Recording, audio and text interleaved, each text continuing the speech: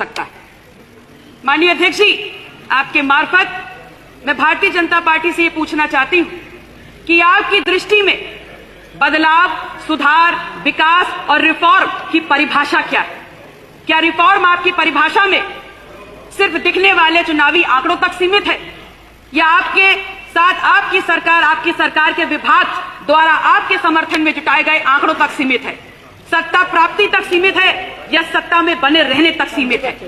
क्योंकि किसी भी दृष्टिकोण से और किसी भी परिस्थिति में सुधार, बदलाव, विकास अंतर्राष्ट्रीय पटल पर झूठे आंकड़े या टॉल क्लेम्स करके आप छवि सुधारने को तो नहीं कह सकते, अपितु रिफॉर्म और सुधार वो होता है जो देश प्रदेश के आम जनता के जीवन, जिंदगी और जीवन स्तर के सुधार से संबंधित हो। इसी चश्मे से मैंने महामहिम राज्यपाल के अभिभाषण को पढ़ा और उसके दौरान मैंने बड़े बड़े अक्षरों में लिखे हुआ पाया कि 41,424 होमगार्ड के रिक्त पदों के लिए आपने एनरोलमेंट की प्रक्रिया शुरू की।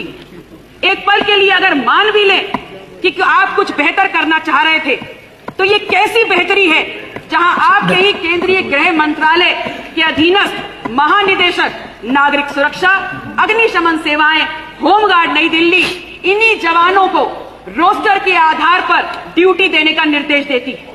इस बात को, इस फैक्ट को भली भांति जानते हुए कि अगर रोस्टर पे ड्यूटी आवंटन होगा तो उनके मानदेय में उनके डिप्रेशन आ जाएगा, इस बात को समझते हुए कि उनको एक आर्थिक संकट का सामना करना पड़ेगा, लेकिन उसके बाद भी बड़ी बेशर्मी का लबादा ओढ़ते हुए बड़ी सहजता से इसको भी सुधार के रूप में अभिभाषण में वर्णित किया गया है। माननीय अध्यक्ष महोदय, जिस बदलाव, जिस सुधार और जिस रिफॉर्म की बात हम कर रहे हैं, उसका उद्देश्य है न्याय, समानता और दक्षता।